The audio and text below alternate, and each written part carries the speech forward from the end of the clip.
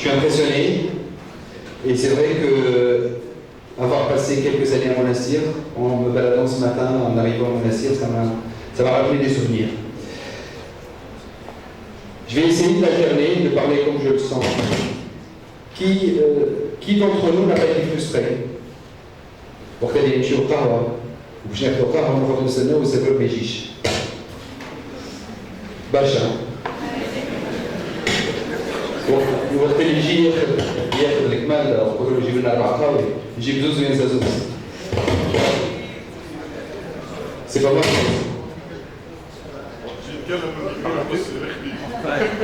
Ça va plus que ça. Ou frustré par la technologie.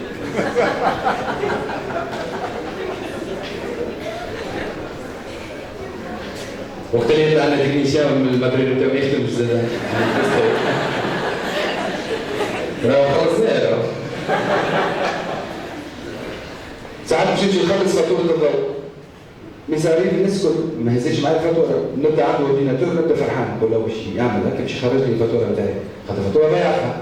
ونحب نخلص وعندي الفلوس، نورمالمون نقول كي هذاك خدمته وعنده انفورماتيك و نورمالمون يطلع لي فاتورتي، ما يطلعهاش.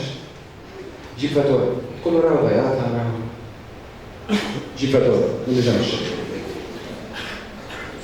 صارت لكم ساعات في شوفير تاع تاكسي. أنا شوفير تاع تاكسي نقول له حطني هوني على اليمين، حطني على اليمين نجي على اليسار، نرقص. شنو نعملوا؟ بعد نمشي نحكي لصاحبي لصحابي. اليوم وقع لي مشيت للسونات ومشيت لواحد يوم ولا حد ثاني قتل.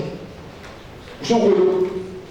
نبداو on commence à sortir des superlatifs et des qualificatifs pour ces gens-là. هذاك باش متربي. اي وسافر بغا يصبح خير. تقول له صباح خير ما ردش عليه. وهذاك ما يخدمش على روحه. Et en fait on se projette dans un monde où on n'est pas content. ما احناش فرحانين الناس ما تعملش اللي نحبوه احنا. أنا نجي في الصباح ماذا بيا من غير ما نحكي معاه اللي يخدم في السونات ماذا بيا يعمل اللي يحبه يبقى تيليباتي يفهم وشوفير التاكسي زاد. On va partir d'un premier postulat de base qui est une loi on va y arriver. Maccabees qui est un chroniqueur dans le San Francisco Chronicles. Il a sorti une loi, il a dit personne n'est obligé à faire quoi que ce soit. Voilà, c'est réglé. Je sors le matin, ma femme a hâte مجبور باش يعمل أي حاجة. Je pense que ça va enlever toutes les frustrations باش نعيش مرتاح أكثر وقت اللي نمشي للصباح للقهوة ونقول اللي با obligé باش يعطيني قهوة واللي با obligé باش ياخذ لي فاتورتي. Ça nous permet au moins de relativiser les choses. Maintenant, كيفاش باش نعيشوا dans un environnement où ما فما حتى حد qui est obligé باش يعمل حتى شيء. وقتها نرجع l'ego تاعنا. Et finalement, la deuxième loi, il se trouve que les Américains sont moins hypocrites que nous. Donc ils ont donné de vrais noms à de vrais phénomènes qui est le WIFM. Qui sait ce que c'est? Alors, WIFM c'est What's in it for me. كل واحد ما يعمل حد شيء إذا كان ما عندوش مصلحة. أنت فاهم أنت؟ سي ريغلي نخرج في الصباح على أي حاجة باش يعمل أي حاجة لو عنده مصلحة pour lui. Pour ceux qui ont des enfants, je vois les moins jeunes. Enfin, il y a les jeunes en haut, il y a les moins jeunes en bas. Ça nous arrive de dire je vais passer ce week-end avec mes enfants parce que ça va leur faire plaisir. N'importe quoi. C'est à nous qu'on se fait plaisir. En fait, c'est lui qui a envie de se faire plaisir en restant avec ses enfants. Mais qu'est-ce qu'on dit? Je vais voir mes parents, je vais leur rendre visite, ça leur fait plaisir. C'est pas vrai. C'est nous qui nous faisons plaisir en visitant nos parents. Donc on va se mettre d'accord sur une deuxième règle, que n'importe qui d'entre nous, s'il fait quelque chose, il l'a fait parce qu'il a envie de la faire. Je ne fais rien si je n'ai pas d'intérêt, si je n'ai pas une envie. إذا كان ما حدش نعملها وما عنديش حتى مصلحة ما نعملهاش. ما عنديش مشكلة هذا. لولا حتى حد n'est obligé de faire quoi que ce soit, et s'il fait quelque chose, il l'a fait parce que l'intérêt personnel. Donc, je suis un ma serveur, je suis un l'agent à Sté, je suis un chauffeur de taxi. Il se trouve que, et beaucoup d'histoires, vous avez tous des histoires, on en parlait ce matin, il y a des gens qui ont besoin juste d'estime. On dit, mais pas le serveur, tu vas rien le serveur. Donc quand il y a un serveur qui est au café toute la journée, il fait pas 8 heures, il fait 12. Des gens comme vous, il en voit des centaines tous les jours. Ils sont tous là pour prendre un café, pour payer et repartir. Pourquoi on veut l'obliger à se comporter d'une manière agréable avec nous, ou nous servir correctement? Sinon, on a oublié de lui dire bonjour, on s'est adressé à lui des réclams, alors qu'on pouvait faire différemment. Et c'est là où commence un peu cette logique de dire, dans le monde, n'est-ce que le métier de Mali? C'est très compliqué d'ailleurs, quand on est étudiant, il n'y a personne qui travaille chez vous. Vous avez des collègues, vous avez des profs, et vous avez des gens dans la société avec qui vous vivez. Donc il n'y a pas d'autorité sur les gens, vous n'avez pas d'autorité. Qu'est-ce qui va faire que lorsque vous avez un service à demander, ça va se faire comme vous le voulez? Prenons un autre exemple. Si vous avez un projet, si vous avez une idée, et vous avez envie, vous avez besoin de 3 ou 4 camarades de classe ou collègues de promo pour faire le projet avec vous. Et là, vous êtes en train d'expliquer votre idée, je vais faire ci, on va faire ça. Et en face, ça ne répond pas. Vous êtes étonné, pourtant votre projet est magnifique. Mais de l'autre côté, ça ne répond pas. Et vous n'avez aucun moyen de l'obliger à le faire et être avec vous dans votre projet. Aucun. Après tout, il est libre. Et là, on se pose la question de dire it's all about me, c'est moi qui dois changer. Allez, alors là, je veux un taxi ou lire le sonnet ou lire le j'ai aucune capacité de changer l'autre. Je me trouve aujourd'hui face peut-être à 200 personnes, chacun, je ne sais pas si c'est pas pour le savoir, et je suis tout seul. Si je dois changer quelque chose dans notre rapport, je dois changer moi-même, parce que je peux travailler sur moi-même.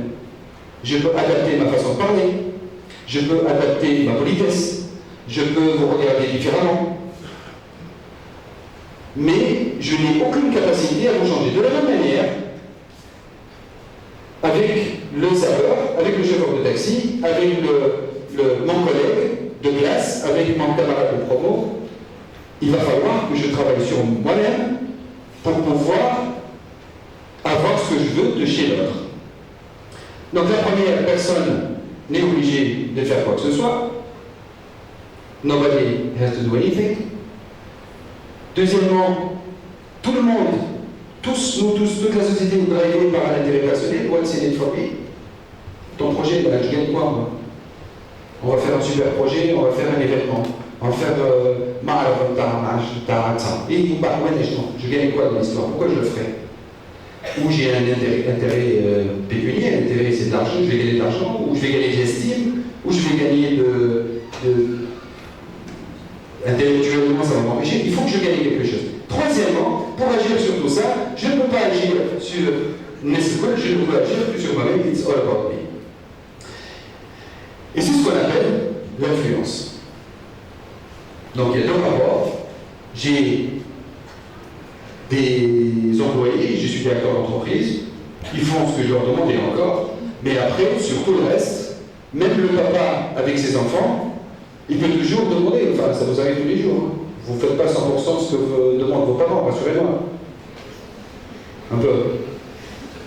Le rapport, il est une autorité, c'est l'autorité parentale, culturelle qu'on a dans nos familles, c'est qu'on doit respecter son papa, sa maman, et on doit écouter un peu ce qu'ils nous demandent, mais arrive à un certain moment, plus on avance dans l'âge, plus on prend nos distances avec ses paroles, ses directives, et l'ensemble de ce qu'ils veulent en face.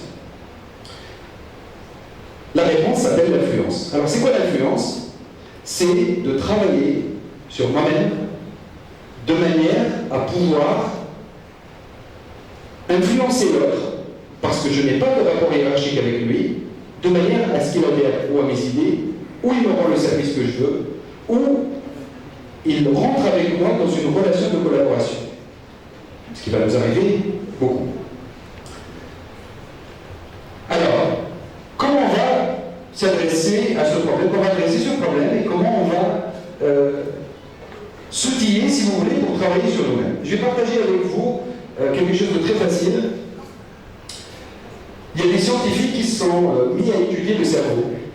Il se trouve que tout passe par le cerveau humain. Alors, il y a des caractéristiques qui sont communes à l'ensemble des cerveaux. Vous allez m'aider là, on va faire un petit jeu rapide. Je vais vous demander, pour que l'exercice marche très bien, je vais vous demander de faire une action et on va voir si ça fonctionne. Que tout le monde, maintenant, s'il vous plaît, ne pensez pas à une voiture rouge. Ah, vous m'avez pas aidé là. Tout le monde a pensé à la voiture rouge. Il se trouve qu'il y a une caractéristique commune à tous les cerveaux, on ne prend pas le négatif. Le négatif, ça ne marche pas. D'ailleurs, même quand vous n'avez pas encore de gamins, nous on a des gamins qui sont moins jeunes, qui sont en bas. Et quand on éduque nos enfants, on dit en fait on se trompe complètement. Plus on éduque le plus c'est un premier. Je demande à mon fils, c'est quoi le message de brise ou le message de brise? Il me dit, on ne peut pas le message de brise, mais c'est donc l'idée d'une caractéristique commune de tous les cerveaux, c'est qu'il ne faut pas négatif, mais il y en a d'autres. Maintenant, Hermann, qui a fait des recherches sur le cerveau, a trouvé qu'il y a des préférences cérébrales qui se développent. Comme des préférences qui vont se développer. Et il a trouvé 4 catégories de ces préférences. Ce que vous voyez là-haut, les couleurs, je vais les mémoriser, donc le jaune, il est là. Alors, le jaune qui est à gauche, c'est des préférences pour tout ce qui est vision, rêve, projection dans l'avenir, optimisme. Donc il y a des gens chez nous qui ont ce côté qui est très développé. Et d'ailleurs, ce que vous voyez ici, c'est le profil de quelqu'un où il n'a pas le rêve qui est développé. Après, juste en bas, il y a le rouge. Le rouge, c'est l'émotionnel. C'est l'autre. C'est l'amour. C'est la relation forte avec mon copain, mon ami. Je pense à lui, c'est l'altruisme. Et sur l'autre partie du cerveau, les deux hémisphères, il y a le bleu là-haut qui est tout ce qui est chiffres, tout ce qui est précision, tout ce qui est logique. Et un peu plus bas, c'est le vert, et c'est une tendance à être inscrit dans les étapes, la méthodologie. Donc Hermann a fait cette étude, il a dit, je prends n'importe quel cerveau dans la salle aujourd'hui, il va avoir un profil. Il y en a qui sont beaucoup plus rêveurs, donc le côté jeune qui est développé, il est là, le jeune qui est développé. Il y en a d'autres qui sont plus dans l'émotion, plus dans à regarder l'autre, à s'occuper de lui, c'est le rouge. Et il y en a qui auront le vert ou le bleu. Pourquoi on dit tout ça?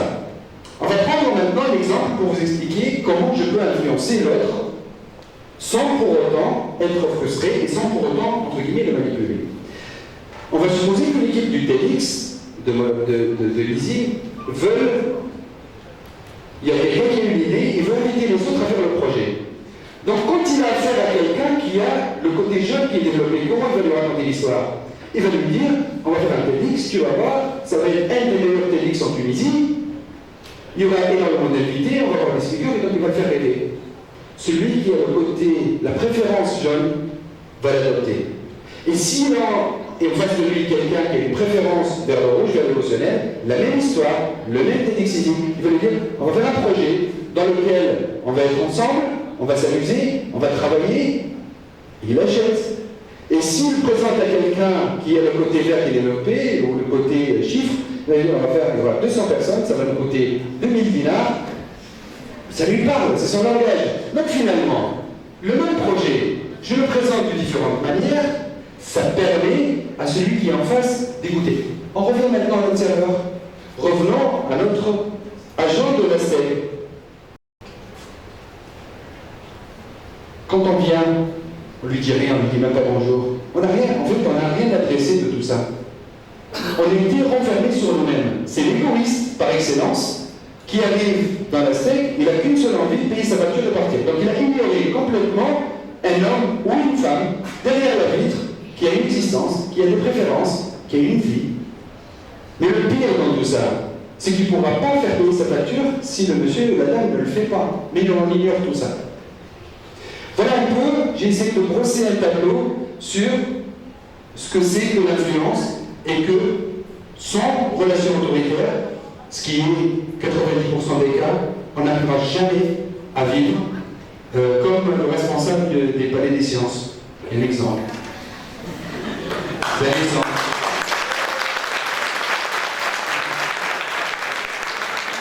un exemple. On peut toujours le traiter de tous les langues, mais moi, j'irai voir qu'est-ce qu'on n'a pas fait, nous, pour qu'on ait ce qu'on veut. On dort? Alors, résumé, personne n'est obligé de faire quoi que ce soit. Encore? On va y arriver. What's in it for me? It's all about me, c'est moi qui. C'est très important de revenir là-dessus. C'est it's all about me. Je ne vais pas agir sur le responsable de. Non, on ne va plus citer celui-là. On ne peut plus agir sur l'agent de respect ou le serveur ou le chauffeur de taxi. Je ne peux agir que sur moi-même. C'est très important, c'est sur moi-même qu'il faut que je travaille. Et à la fin, on ne peut pas être leader. Et là, j'en ai un dans la salle qui se reconnaît et chez qui je reconnais énormément de leadership grâce à l'influence. Quand on fait du travail associatif, il n'y a pas de relation hiérarchique, il n'y a aucune. Il y a des gens qu'on ne connaît pas, mais par contre on a des idées. Tiens, il y a un politicien aussi, la politique c'est ça aussi. On ne peut pas agir si on ne pratique pas l'influence positive sur les autres. Je profite pour finir. Pourquoi je vous ai raconté ça? Pourquoi j'ai choisi aujourd'hui de vous parler de ça? Il y a quelques années de ça, j'ai, dans mon environnement professionnel, j'étais beaucoup plus âgé que vous, mais j'avais la fougue, j'avais le drive, je travaillais dur, j'étais axé sur les résultats, mais j'avais un problème. Dans ma vie professionnelle, j'étais cadre dans une multinationale et je travaillais aux États-Unis, mais j'avais un problème. C'est que je ne croyais pas à l'influence. Moi, je pensais, j'arrive avec mes projets, et je suppose que tout le monde doit faire ce que je dis. J'avais une équipe de 50 personnes. Et ça se passait mal. Tout simplement mal. Et il y a ce monsieur, que Dieu ait son âme, parce que c'est mon ancien patron qui est décédé il y a deux mois de cela, et qui m'a aidé en m'expliquant ce que c'est que l'influence, et en m'expliquant, il me disait, ça fait 30 ans que je travaille, il avait une carrière de 30 ans, et il me dit, si j'ai retenu quelque chose, tu peux avoir le plus gros job du monde. Si tu n'as pas une capacité d'influence, tu n'arriveras jamais à réaliser ce que tu veux. Donc je lui rends hommage aujourd'hui parce qu'il m'inspire toujours. Merci à vous. Bravo.